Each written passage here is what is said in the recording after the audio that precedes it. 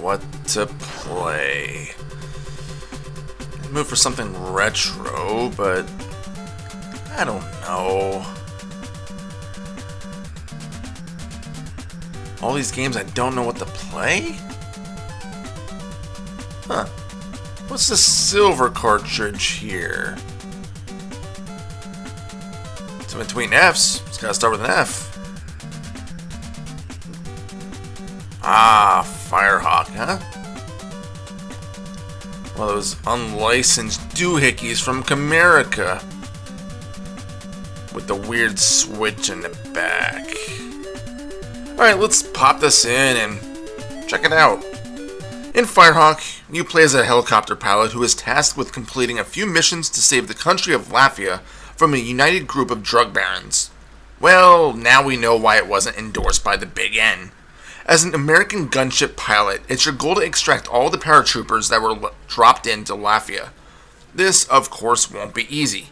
Plenty of anti-aircraft fire will be shot your way, and you'll need to be an ace pilot in order to fully succeed in your mission and bring those soldiers back to their families.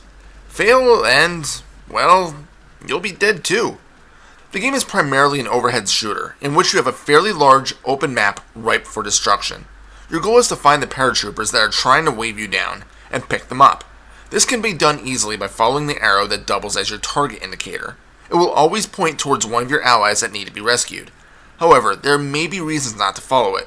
Perhaps you want to eradicate any nearby threats before becoming a sitting duck while trying to save a soldier, which is probably a good idea, because there are a lot of things that want you dead. In order to defend yourself, you have your standard machine gun fire and also a limited supply of rockets. Your standard machine gun isn't infinite either, so you have to be careful what you fire at.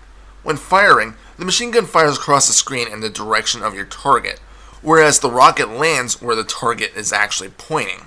Obviously, the rockets are much more powerful and can destroy most enemies in one blast. So what happens if you get low, or even worse, run out of ammo? Well, in emergencies, you can retreat back to your aircraft carrier, where you also start and end each mission, to get a slight boost in your supplies. But even easier, when destroying stuff, you'll find plenty of power-ups. They all have different icons, so you'll have to do some memorization to remember which do what, but they equate to more of each ammo type, a recovery point to your life gauge, in which you can take 4 hits before going down, a fuel replenishment, which functions as your timer, or even an upgrade to your machine gun shots, where you fire more than the standard 2 bullets, and in a wider array. So you're flying around, blowing up everything possible, and hunting down your pals. What do you do when you find one? Well, you have to align your chopper precisely over the soldier, until the box that appears around your vehicle closes up completely. Once this happens, the game switches to a different view, in which your helicopter takes up the majority of the screen. A rope is lowered, and the soldier on land attempts to clamber up it.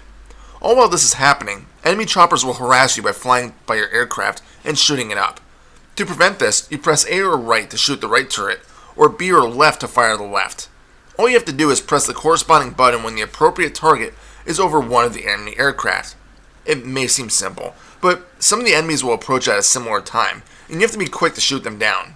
If you miss the enemy on both sides, they will spin around, fire, and do damage to you, and then escape. Once you have a soldier in tow, you can either escape to the carrier to drop him off, or attempt to get another one. I don't know if there's any bonus to escaping with more than one at a time, as I usually died and lost the paratrooper that was sitting in my chopper, but maybe you get more points? The cool thing about crashing is that you can still navigate your chopper for a few seconds, allowing you to find a pesky target to run into it and destroy.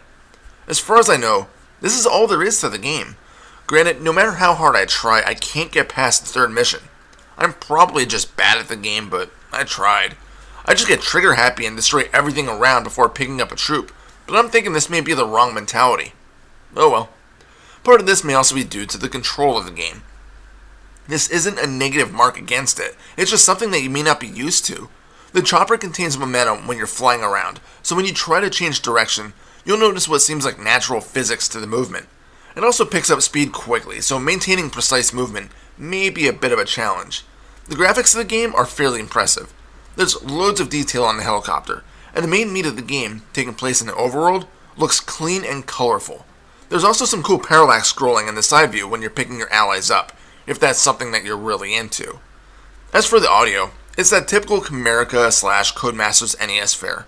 It's got that chipper, overly happy feel to it.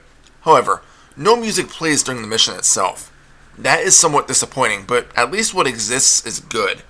And that's Firehawk, that random silver cartridge that I own in my collection. Camerica was one of the few unlicensed cart publishers for the NES that actually kicked out somewhat good games, and Firehawk isn't really any exception to that. It has a solid gameplay that's easy to figure out, good music, and pleasant visuals. Is it a bit hard? Maybe, but your experience may differ. If you get a chance and you like these types of games, give it a go. You'll probably enjoy it.